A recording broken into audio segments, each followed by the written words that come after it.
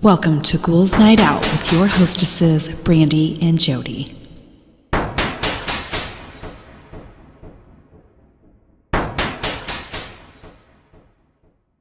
Hey. Hello, beautiful ghouls. Welcome. This is Brandy. I'm here with my sister, Jody. Hello. So I have a stupid joke. Okay. What happened when the butcher backed into his meat grinder? I don't know. He got a little behind in his work. Oh my god. That cracked me up, so I decided to pick that one. Okay, so I got some embarrassing moments. I think the first, at least few, are when they were kids. Embarrassing moments from when they were kids. First one, I ran downstairs and showed my parents my first erection. Oh my God. Flexing it up and down, asking, why is it like that?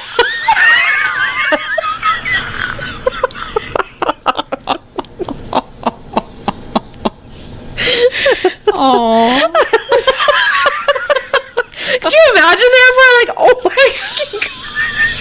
What the We don't do that. Stop. That's private time.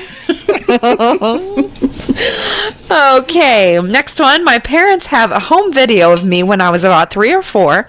I'm in the backyard in my swimsuit playing in the sprinkler. Fun, right?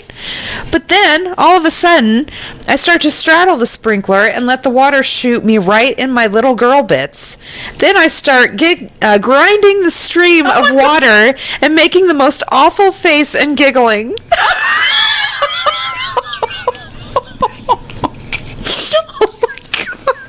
That's embarrassing. Oh. That's one of those videos that they're like, oh yeah, when you're 18, I'm showing your friends. That's horrible. Yeah. Next one. My mom was a teacher in the building when I went to elementary school. And my first words to my kindergarten teacher was, my name is Andy. My mom says you're a bitch.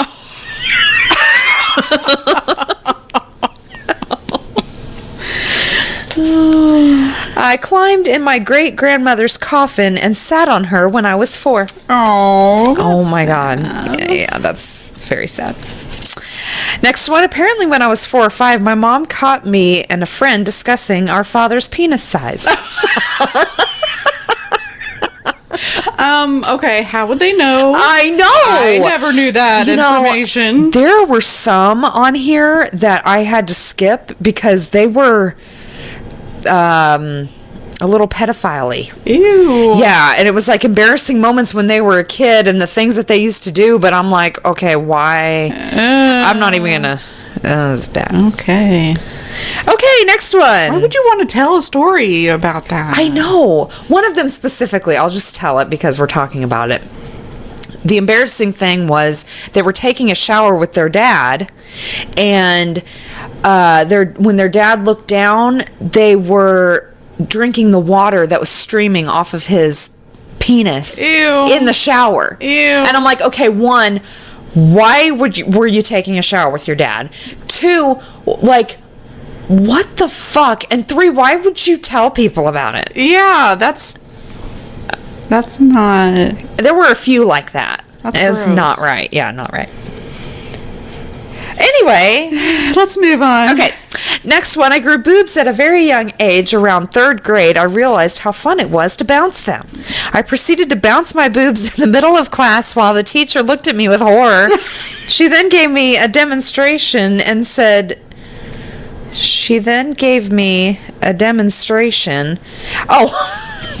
and said, we don't do that. She was an old lady. Like, you see this? We don't do that. Well, if she's an old lady, though, they wouldn't bounce, would they? They would start swinging.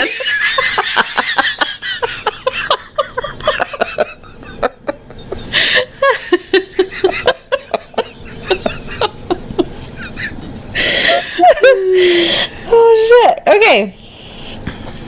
Next one. When I was a little girl around 6, I had just gotten out of the bath. I walked into my room and could hear my brother and his friends outside on the front porch. They're a couple years older than me, and for some reason I thought it'd be a good idea to walk outside, still naked, turn around, bend over, and wave at them between my legs. Oh my gosh. What the fuck? I know. So I'm telling you, that's mild compared to some of the things I read. Oh no. But I thought that was pretty funny because, I mean, she was 6. Okay. I used to eat dog food out of the dog's bowl while on all fours. When my parents tried to stop me, I would bark at them. Oh my God, this one. Oh my God. At 10, I had just discovered that holding the back massager to my penis felt really good, and not knowing that feeling good in that way was meant to be kept private. I decided to do it at a Christmas gathering. I brought the massager downstairs, plugged it into the living room wall, and and went on to massage myself on the couch. Could you imagine everyone in that room? And but everybody was too nice to say anything. Like, what the fuck is he doing? I guess it's massage time. Hey, bring that over here.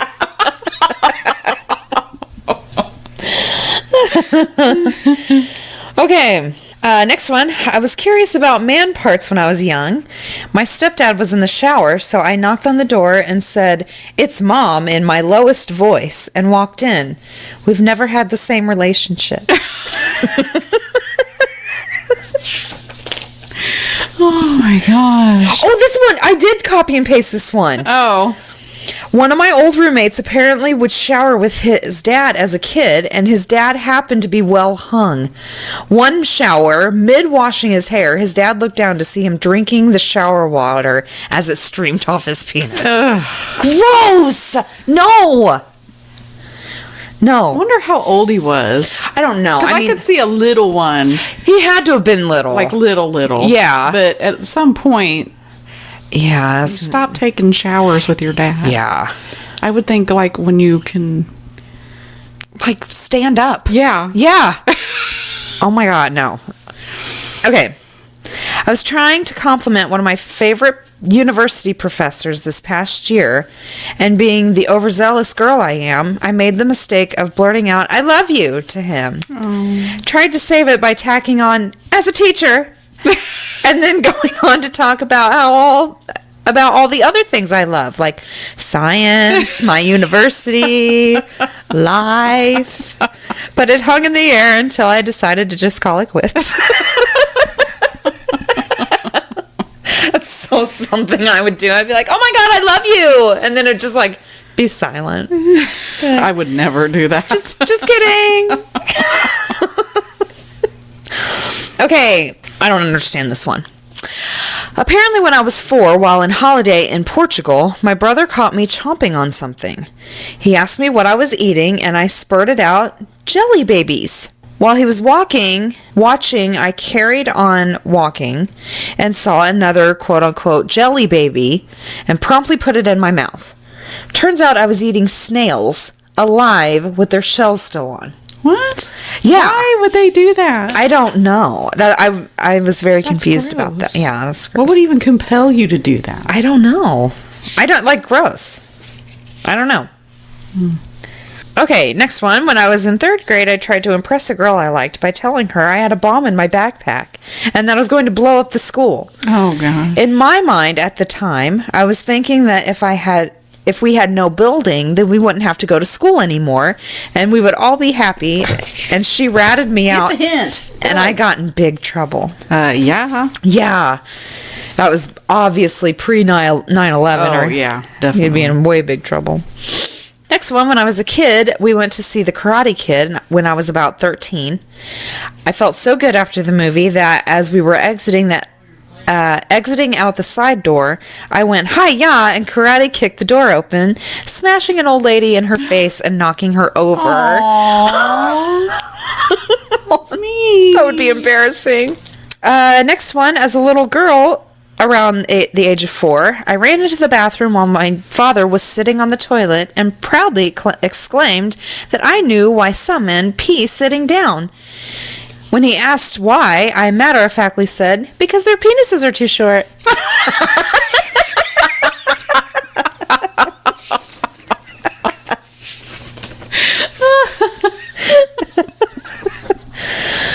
Okay. Next one, when I was little, I wasn't the best at wiping my ass, so I would always let my mother know when I needed my booty cleaned by yelling, "I pooped!" On the first day of kindergarten, I took a dump in the shared toilet in the classroom and yelled, "I pooped!" extremely loud and bent over the toilet. My teacher opened the door and saw my shit-covered anus staring at her. Oh, no. I'm sure that's not the first time they've seen Absolutely, yeah. Little kids. And my last one, and this is sad. In middle school, a group of douchebag guys asked my friend if she spit or swallowed. She thought about it for a moment and then innocently replied, "Well, when I laugh, it comes out of my nose." Aww.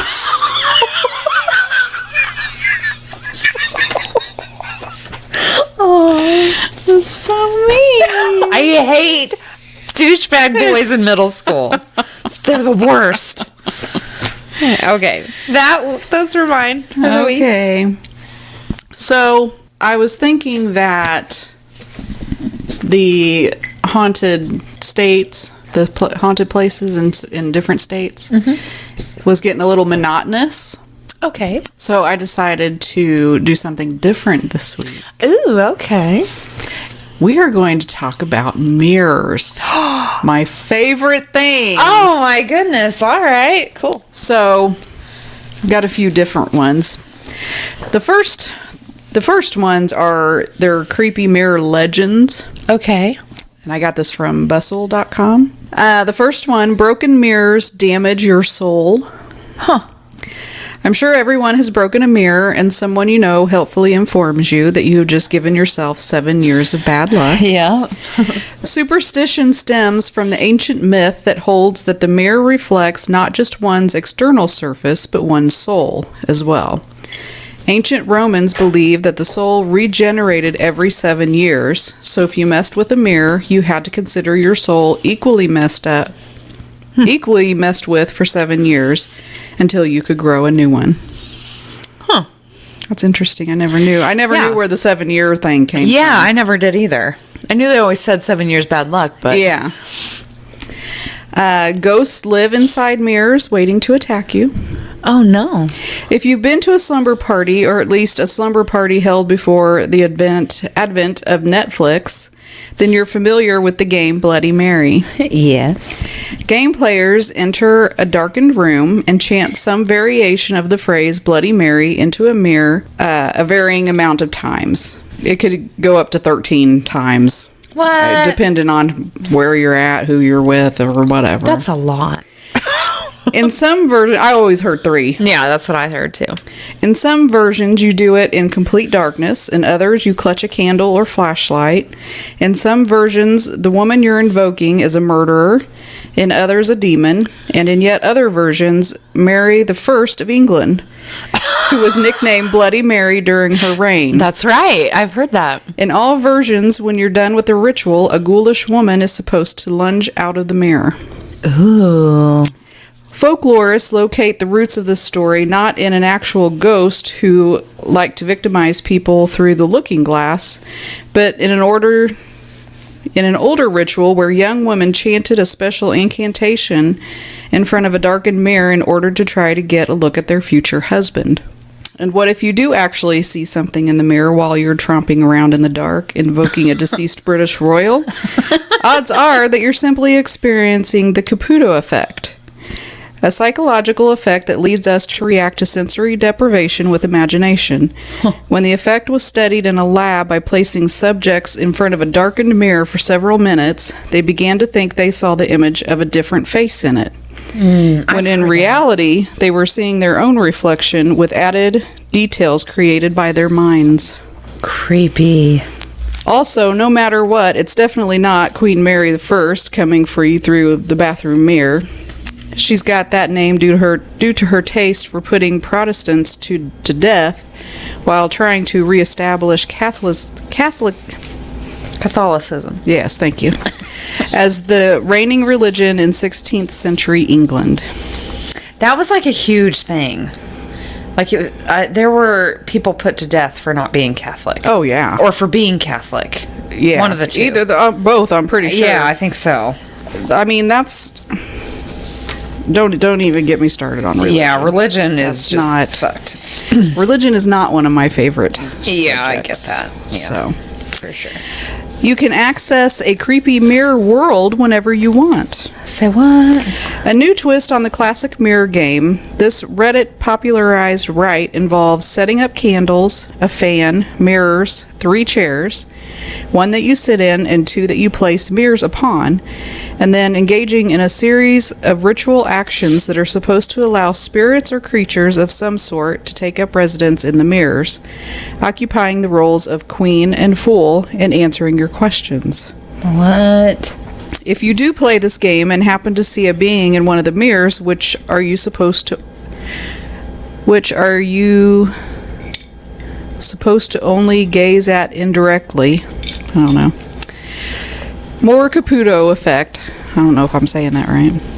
And if you hear answers, well, it might just be a case of pareidolia, a psychological phenomenon where you perceive a pattern where one does not actually exist, which can cover everything from seeing a stain that looks like the Virgin Mary to, yes, hearing words in the rhythmic whirring of a fan.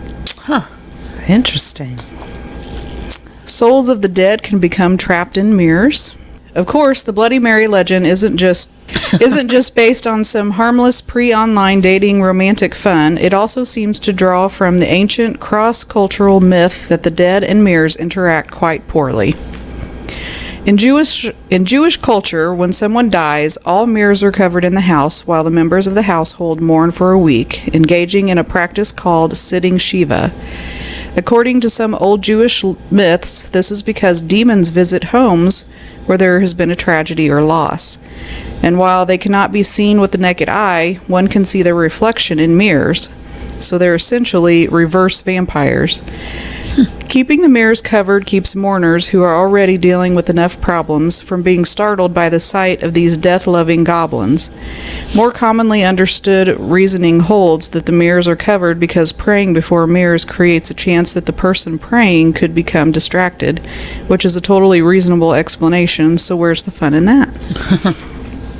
In some German and Dutch cultures, in the past, mirrors were covered up after a death because it was believed that catching a glimpse of yourself after a member of your household died meant that you would go next, and soon. Some historians have documented an older Chinese superstition that held that if a corpse is taken past an uncovered mirror, they will become a ghost. Some old Irish beliefs also held that the soul of the dead person would become trapped inside a mirror that was brought near the body. Rituals involving the covering of mirrors after death were also found in some Indian, English, and Scottish cultures. But in Victorian culture, the practice of covering mirrors became non-denominational. Supposedly, all the mirrors were covered when Abraham Lincoln's body was laid out in the White House. Okay, now I've got 10 crazy facts about mirrors. Okay. I think I got this from listverse.com. We're all familiar with mirrors. We look into them every day, but mirrors aren't just for checking our appearance or looking for cars behind you when you're driving. There are some crazy things mirrors can do, including keeping wormholes stable enough to travel through time. Mirrors and phantom limbs can help us learn about the brain, and mirrors can also allow us to measure the distance to the moon. Here are the craziest things about mirrors. Mirrors and time travel. We all know that you can travel through time in a wormhole, right? The only trouble is that wormholes have a tendency to collapse, which prevents anything from passing through them. However, help is at hand with a simple pair of mirrors. All you need is 2 uncharged mirrors or metallic plates in a vacuum, placed a few micrometers apart. Make sure there is no external electromagnetic field. Now comes the Casimir effect, which is a physical force arising from a quantized field between the 2 mirrors. This is way too scientific for me. This quantum electrodynamic force produces a mass negative region of space-time between the mirrors, which could stabilize a wormhole and allow faster than light travel. Theoretically, you could travel to the past, but not the future, so you couldn't get next week's winning lotto numbers, unfortunately. Mm-hmm. Another fly in the ointment is that the stable wormholes produced by the mirrors are small, so don't plan a holiday visit to your ancient ancestors just yet.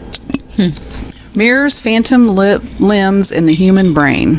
Neuroscientists are a wacky bunch, but amazingly, experiments using mirrors on patients with phantom limbs have allowed researchers to learn a lot about how the brain works. Using a smoke and mirror style optical illusion, researchers placed mirrors vertically on a table and used them to reflect the patient's intact limb. This effectively superimposed the reflection of the intact hand onto the side of the phantom limb so that, to the patient, it looked like they had both hands. Weirdly, when the intact hand was moved, the patient felt the same movement in the phantom hand, even if the hand had been missing and no movement had been felt for more than 10 years. When the intact hand was touched, the patient also felt the sensation in the phantom limb. By repeating the procedure several times, some patients felt their phantom limb disappear. Scientists think this effect is due to the plasticity in the brain and the way it creates new neural pathways after losing a limb. They also think that there is a strong connection between vision and touch in the brain. Mirrors cause hallucinations.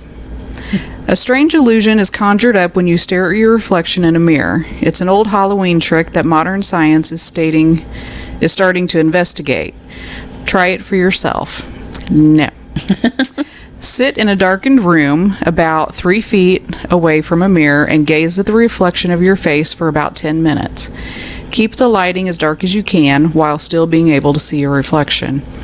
At first, you will find that there are small distortions in your face in the mirror. Then gradually, after several minutes, your face will begin to change more dramatically and look more like a waxwork, like the face doesn't belong to you. Some people see a series of other faces, or even fantastical monsters or beings staring back, and others see animal faces. It is a dissociative state that scientists are studying in order to try and understand our sense of self and identity.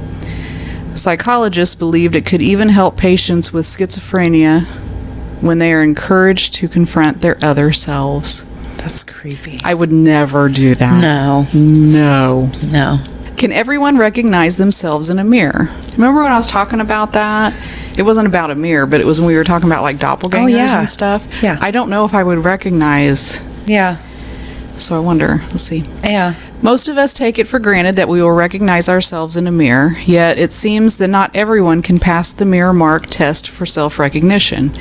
Scientists use a method of marking the face or body, then observing what the subject does in front of a mirror to test for signs that they recognize themselves and try to rub off the mark.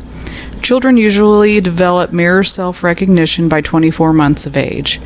However, when researchers tested non-Western children in countries like Fiji and Kenya, these children failed to pass the test even at 6 years of age. Oh, wow. But this is not a sign that they lack the ability to separate themselves psychologically from other humans. Rather, it is a cultural difference in the use of mirrors and a problem with the effectiveness of the mirror test. These children show freezing behavior when confronted with their own reflection, indicating that they did understand that the reflection was themselves, not somebody else. Animals that have mirror self-recognition. Just as many humans do not pass the current mirror self-recognition test, many animals fail it too. Could that mean that certain animals are able to pass a different test for recognizing their own reflection? Some researchers think so. For example, some elephants failed the marking method for mirror self-recognition, but showed obvious self-recognition behaviors, such as repetitive movements that showed a connection to their reflection. Perhaps some animals are simply not bothered about having marks on them and therefore don't react. Gorillas also failed the test and were thought not to have mirror self-recognition. However, gorillas are easily embarrassed. Eye contact is very important in gorilla societies, and after looking at their reflection, they tend to go off somewhere private to remove the marks they saw in the mirror. They are now accepted as having mirror self-recognition. The arguments are flying as to the effectiveness of the marking method, and it could be that many other species are much more self-aware than we give them credit for. Animals that pass the traditional mirror self-recognition test include chimpanzees, orangutans, bonobos, I I don't know what that is. Gorillas, elephants, bottlenose dolphins, killer whales, and European magpies. Mirrors on the moon. The moon is, on average, 238,857 miles away. Does that sound right? Yeah. Away from us on Earth. We know this so accurately thanks to mirrors. The distance to the moon varies because of its elliptical orbit around the Earth. At its closest, known as perigee, it is only 363,104 kilometers away. At apogee, the most distance, it is 406,696 kilometers away from us. I don't care about that. I'm going to go to the next one. That's too scientific for me. Mirrors can also reflect sound. Mirrors are not just for gazing at your reflection. Mirrors can actually reflect sound as well as light. Mirrors that reflect sound waves are known as acoustic mirrors and were used in Britain during World War II to detect certain sound waves coming from enemy aircraft. This was before the development of radar. Several were built around the coast of Britain and are still standing today. The most famous ones are at Dengie, near Dungeness, Kent.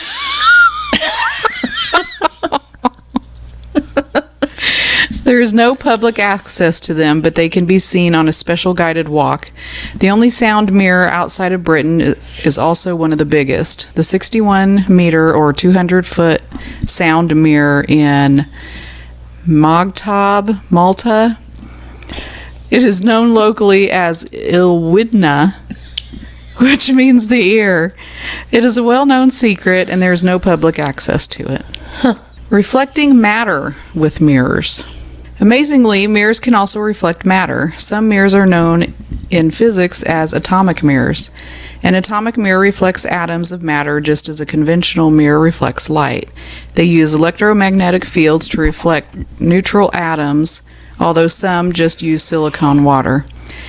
The reflection from an atomic mirror is essentially a quantum reflection of a wave of matter and works for reflecting neutral atoms that are moving slowly. These atoms are basically repelled from the surface of the mirror. This can be used to trap slow atoms or to focus an atomic beam. Atomic mirrors work better if they are ridged because of the larger wavelengths of matter compared to minute photons of light. This is getting way too scientific for me. It is. It's crazy. Okay. We're going to go to top 5 creepy haunted mirrors that have ever existed. Okay. I got this from hauntedattractiononline.com. Number 1, twisting inversions. Years ago, while at a cookout with his family, a gentleman named Juan heard a chilling tale of a haunted mirror from his cousin in Veracruz, Mexico. One day, Juan's cousin and a friend of his were shopping in an antique store where he came across a large Victorian-style mirror. The mirror was incredibly ornate with a brushed silver frame. Juan's cousin was drawn to it immediately and asked the shop owner how much it cost. The shop owner told him the price, but seemed a little edgy afterward. He told Juan's cousin that if he wished to purchase the mirror, that he must make sure that it is always covered by some kind of heavy cloth after the sun goes down. Juan's cousin found the man to be a bit quirky, but nevertheless promised that he would do as the owner bid. He purchased the mirror and drove it home in the back of his truck. He arrived home in the early evening after he found a space on the wall of his bedroom to hang it.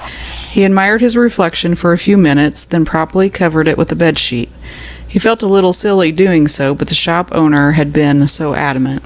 Dusk approached. Juan's cousin was relaxing on the couch when he began to hear a steady knocking sound, as though someone was at the door, but nobody was. Puzzled, he wandered through the house, tracking the noise until he got to his bedroom. Chills ran down his spine as he realized the knocking sound was coming from within the mirror. Slowly, he grabbed the bedsheet by the corners and pulled it off the mirror. Inside the mirror was his reflection, but a reflection that moved entirely on its own. Juan's cousin watched in horror as his mirror self slowly knocked on the glass surface, an eerie, leering smile on its face. He moved to cover the mirror back up, but his reflection somehow managed to grab him and attempted to pull him into the mirror itself. This surreal violence had Juan's cousin paralyzed with fear. He fought to free himself, but his reflection was too strong. He was partially pulled into the mirror. His fear escalated 10 times over when he peered around. Within the mirror, he saw his bedroom, but everything was inverted backwards. Juan's cousin began to pray, and only then did he find the strength to free himself from the mirror. He fell to the floor and immediately ran out of the house. He ran down the street to his friend's house and stayed there until morning, too terrified to return to his home. When the sun rose, he and his friend grabbed the mirror and burned it in a fire. Since destroying the evil mirror, everything has thankfully returned to normal. That's creepy. Scratches in oil.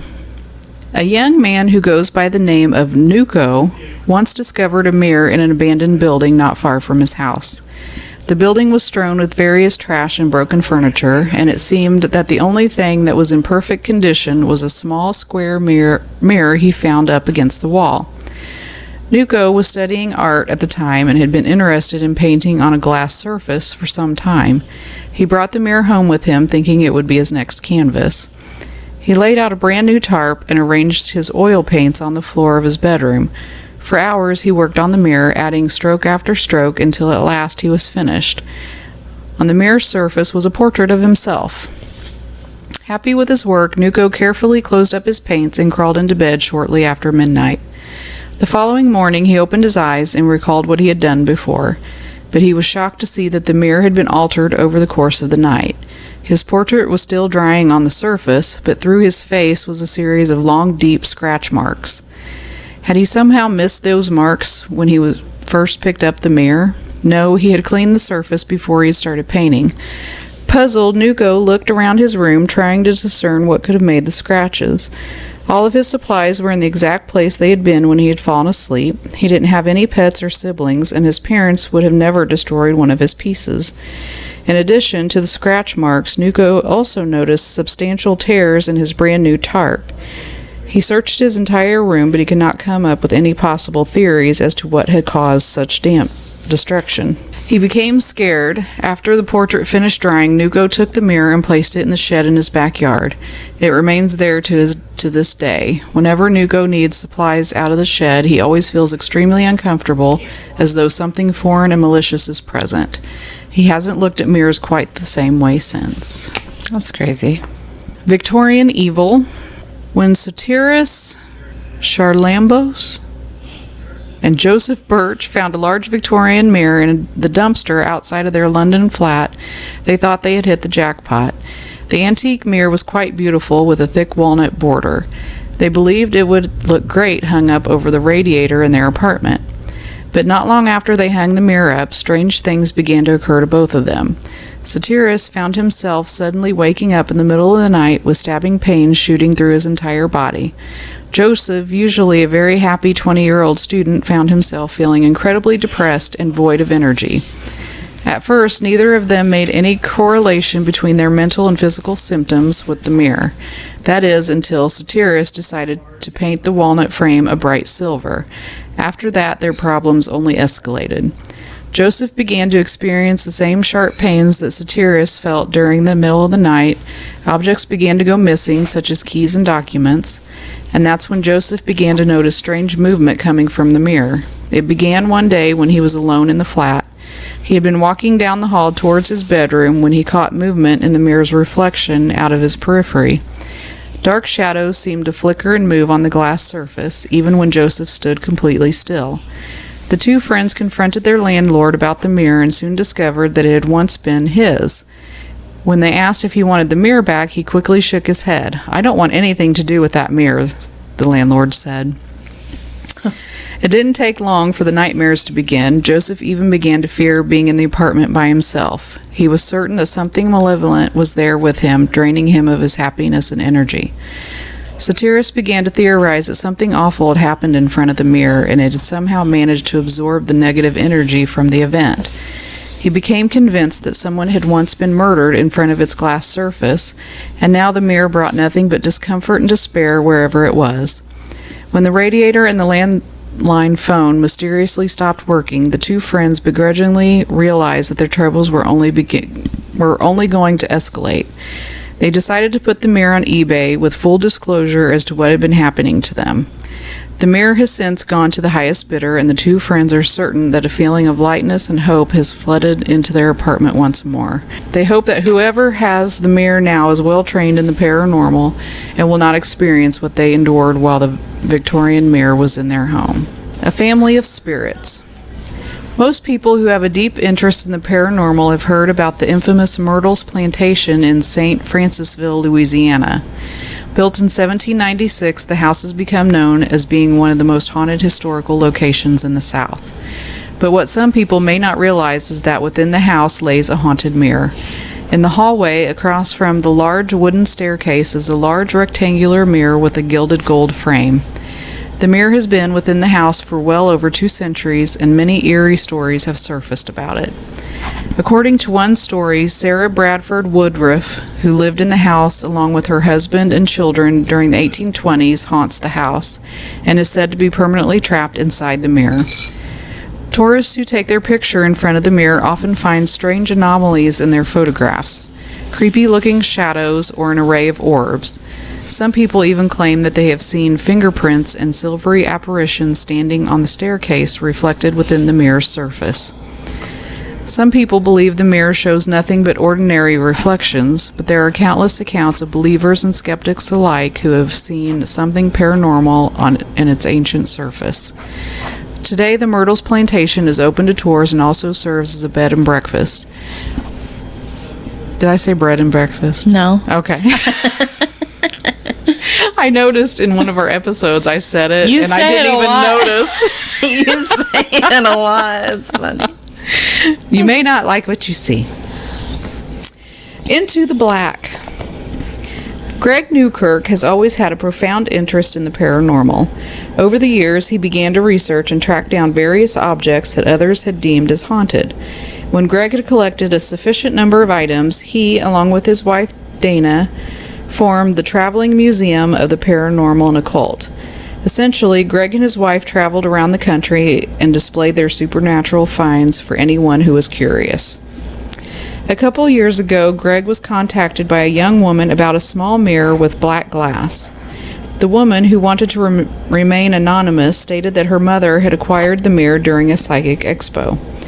Her daughter thought nothing of the purchase until her mother began to act very withdrawn and subdued. When the young woman confronted her mother claimed that it was the mirror's doing, that it was inherently evil. Skeptical, the young woman took the mirror home with her, concerned over her mother's mental health. Despite not believing what her mother had said about the dark mirror, nevertheless she found herself feeling oddly uncomfortable and uneasy in her home. After a few short days, she contacted Greg and donated the mirror to the Traveling Museum. At first, Greg kept his distance from the mirror, not because he was frightened by it, but because he didn't want to be disappointed if nothing paranormal occurred. Oftentimes, the museum has supposedly haunted objects donated to it, but nothing strange ever actually occurs. However, since it was newly acquired, Greg brought it along for their next tour. On their first stop in Pennsylvania, a woman immediately picked up the mirror and gazed at her reflection. Within seconds, she had grown extremely pale and had set the mirror down, hastening to cover it up with a piece of cloth. When Greg asked her what she had seen, the woman replied that she had seen her own corpse in the mirror's reflection. Oh my God. The woman then stated that the mirror was dark in nature and that she needed to go pray. Confused but excited by such an account, Greg made it a point to carefully observe anyone else who grabbed the mirror. Some individuals only saw the reflection, but others had much more ghastly things to report. Another woman in a different location also claimed to have seen her corpse.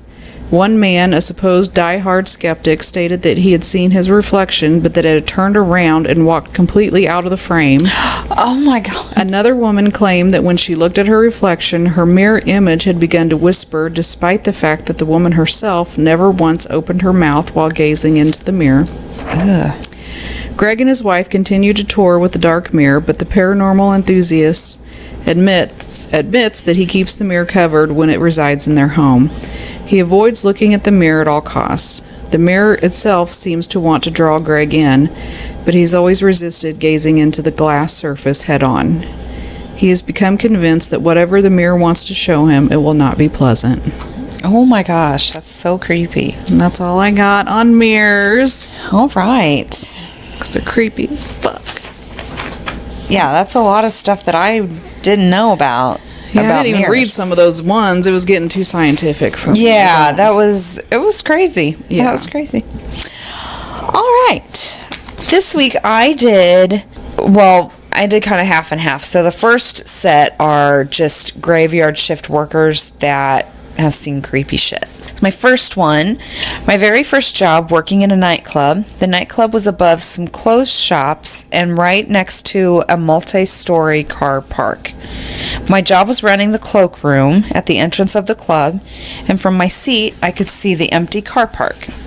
About a week into the job, around 1 a.m., when no one was coming or going, I was staring blankly into the distance and noticed a body fall from the top of the multi-story car park and out of my vision below the nightclub. Oh my gosh. I got up and ran outside to the edge and looked over, and there wasn't a body on the floor. This happened at least once a week. Always around 1 a.m., a body would just fall limply from the top of the car park and disappear before it hit the ground. It happened so much that I can remember what the body looked like, what it was wearing, but whenever I mentioned it to the staff, they said they had never seen or heard anything about it. I watched the CCTV cameras, but they didn't reach that far. I looked up information to see if anyone had died there, but I couldn't find anything. It could have been just my imagination, but it was just too clear. Over and over? Yeah. No. That sounds like a residual haunting. Or residual suicide. That's crazy. Next one. I used to work as a graveyard custodian in a building by myself. When I started, I was told the building was pretty weird and I should stay on my toes. I called bullshit, but after working there for a year, I was pretty much convinced something weird was happening. I was riding the elevator to a different floor, but instead of going to that floor, it went straight to the basement. The doors open, and they were open for maybe 10 seconds or so, and I can't see anything in this room. All of a sudden, a dark figure starts walking towards the elevator. I freaked the fuck out. I hit the doors to close, and the figure just kept getting closer. I ended up standing outside of the building for a half an hour or so to wait for the police while they searched the building. What really freaked me out was that one entrance into the basement was locked and barred, and they didn't find anyone down there after they searched everywhere. I would not go to the basement. No, that's creepy. Next one, I'm currently a janitor at a gym. We have a stairwell that leads down some stairs to a door that doesn't open because we lost the keys some years ago. One night there was a loud banging sound coming from the door. It sounded like someone was banging it every second for a couple of minutes. I stood at the top of the stairs and listened and watched, and it stopped. It started up again a few minutes later. I went back up there to see, and it stopped again as soon as I got there. I told the manager the next day, and we had a locksmith come in. He got the door open, and it was just an old supply closet that was empty. Every so often, someone hears a banging sound coming from that door at the bottom of the stairs. No. Next one was sitting at the desk at the front of a good-sized window reading a binder. Sort of had the feeling that someone was watching me, so I looked up and there was a face pressed to the glass. Yeah, no. No idea how long he had been there before I looked up. I ran out of the foyer where there is a glass door on the porch that should be locked. It wasn't. He started shaking the door and trying to get in. I ran to the next room, and he just followed me around the house while I was on the phone with the cops. Watching me through the windows, they didn't catch him that night. He came back the next night, and they caught him. Oh my gosh. Creepy as fuck. Ugh. Next one. 2 different times I saw someone get onto an elevator as I came around the corner. I said, "Hold the door," as the door started to close. It opened back up like someone had hit the button. When I got to the elevator, there was no one there.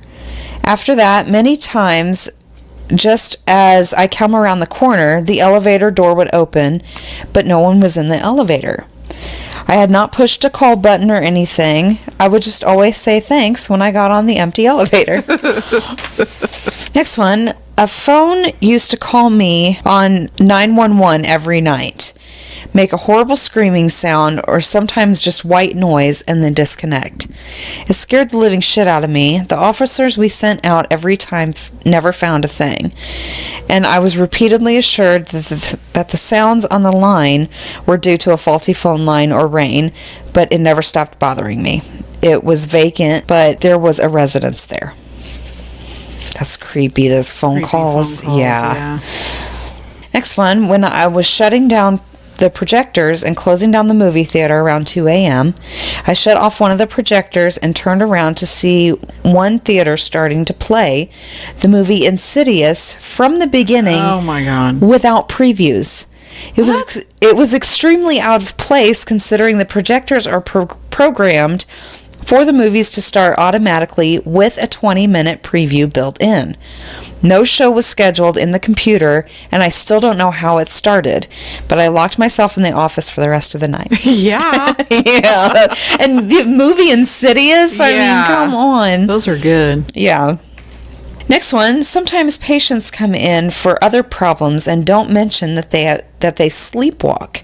There have been a few occasions when I had been sitting in my office watching vitals and writing reports when I turn around to get something and a patient has sleepwalked into my office and is standing right behind me at 2 a.m. in the dead quiet. That gives one quite a shock. That is creepy. Yes, it is. Sleepwalking is creepy. It is. Because you're like a zombie. You don't know, you don't know what's going on. I've ever sleptwalked. I think I have. I think I did when I was little, like a couple of times, but, that was it.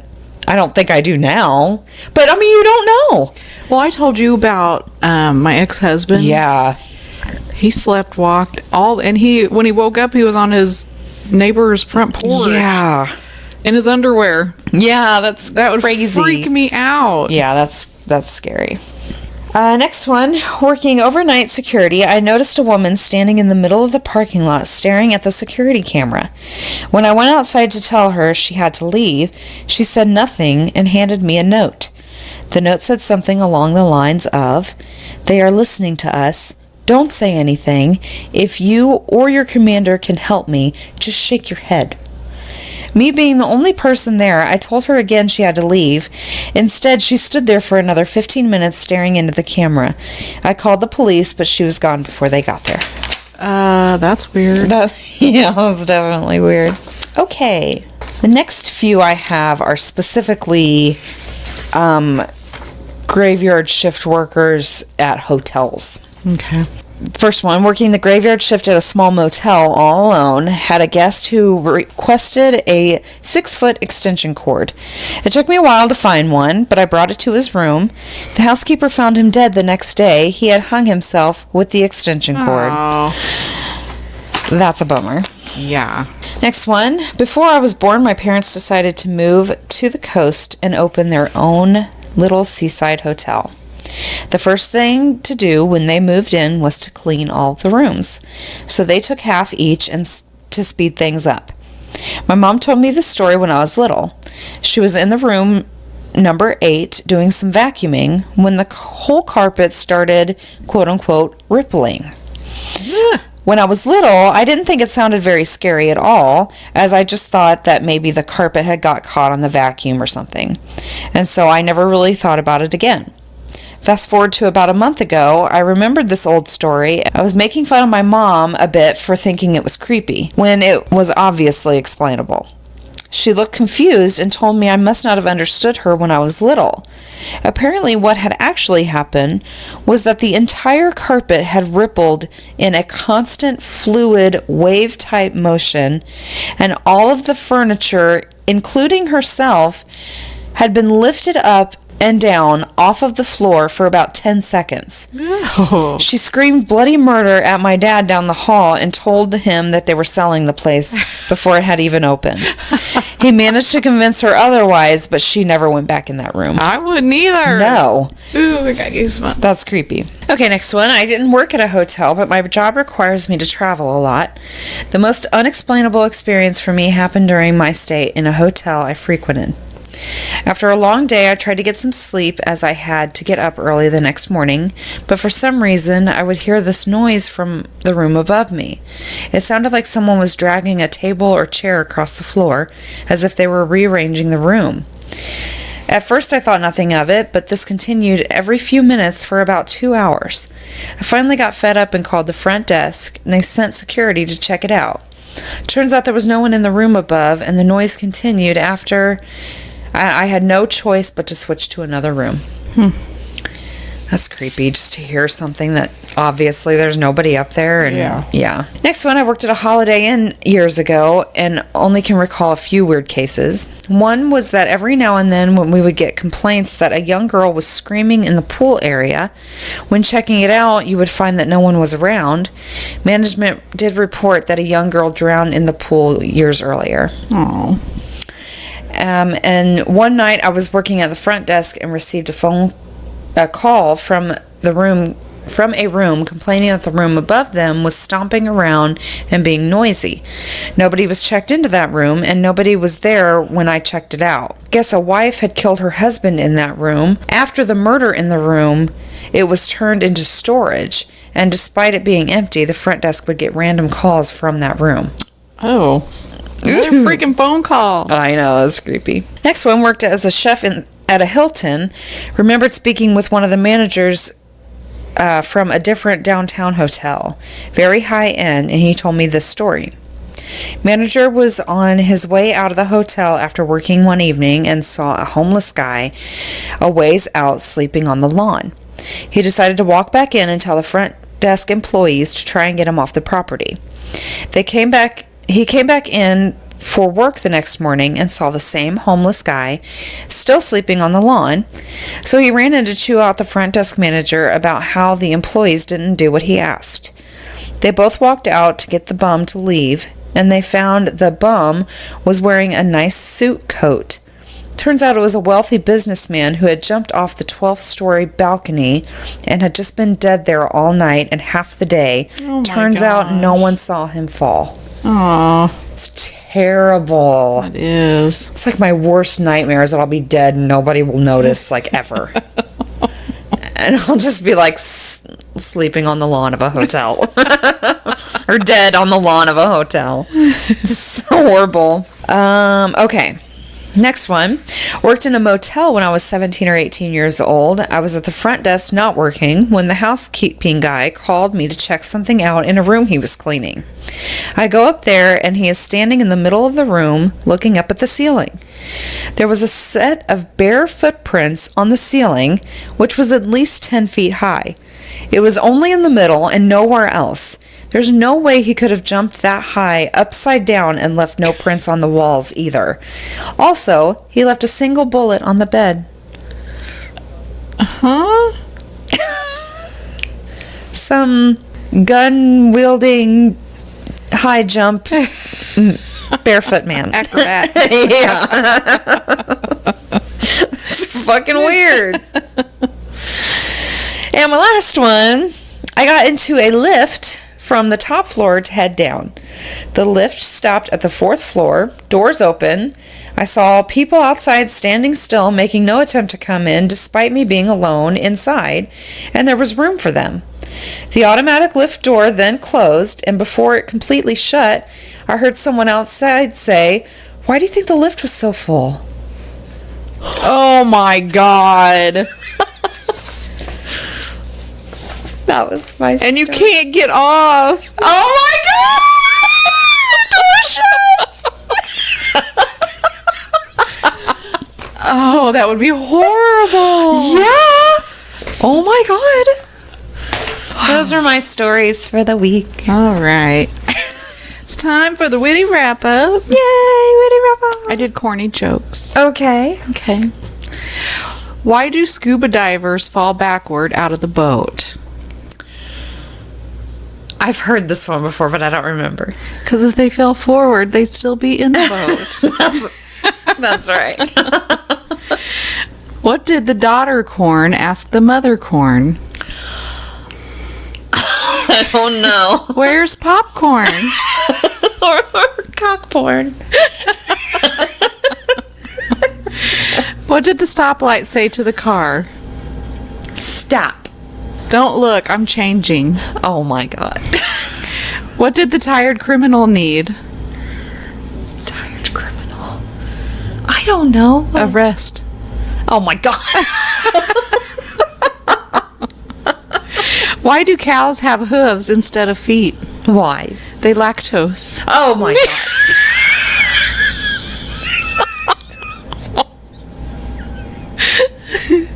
Why did the pig get hired by the restaurant? Why? He was really good at bacon. Oh my gosh, bacon. Why do birds fly south for the winter? Why? It's way too far to walk. That is true. That is true. How does a train eat? It chews. It goes Choo-choo. That's right. I've read that one before. I'm thinking about removing my spine. I feel like it's only holding me back. Oh my gosh. What did the buffalo say to his son leaving to school? What? Bison. Bison. Oh my God. I had to sell my vacuum cleaner because it was just collecting dust. Oh. Why did the scarecrow win an award? Why? Because he was outstanding in his field. That's stupid. Why was the cook arrested? Why? He was caught beating an egg. Oh. That son of a bitch. Have you ever tried eating a clock? It's very time consuming. Oh my gosh. Stupid. What did the ocean say to the shore? What? Nothing. It just waved.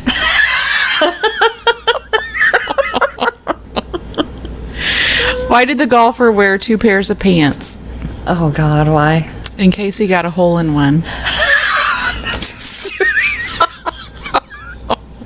Oh my God. Why did the fish get bad grades?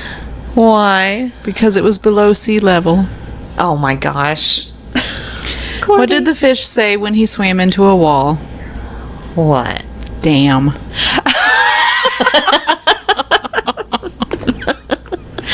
What do you call a totally unimportant elephant?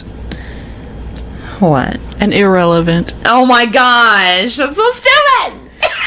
A book fell on my head. I can only blame my shelf.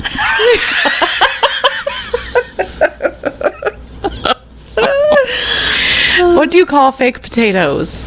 What? Imitators.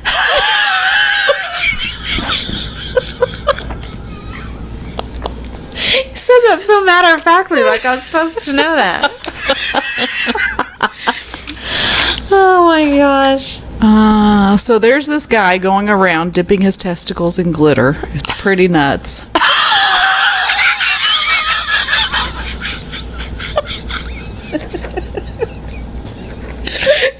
That sounds pretty nuts. What did the nut say when it was chasing the other nut? I want glitter. No, I don't want. I'm a cashew. I'm a cashew. So stupid. I asked my wife if I was the only one she's been with. She said yes, the others were at least 7s or 8s.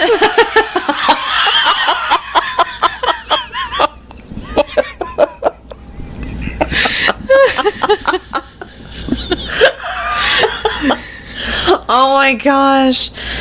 That's great. Why don't foot fetishists ever win anything? Why? Because they like the taste of defeat. Ew. That's so stupid. And my last one. What do a dog and a nearsighted gynecologist have in common? Oh God, what? A wet nose.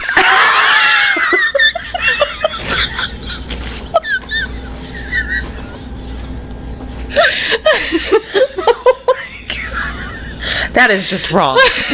Just wrong. It was funny though. Yes, I did laugh.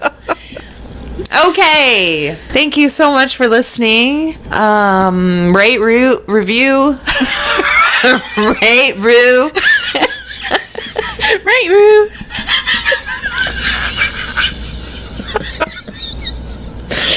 You know what I mean, and I'm tired. Okay, rate, review, subscribe, wherever you listen. Follow us on Facebook. Thank you again for listening. We will talk to you next week. Later. Bye.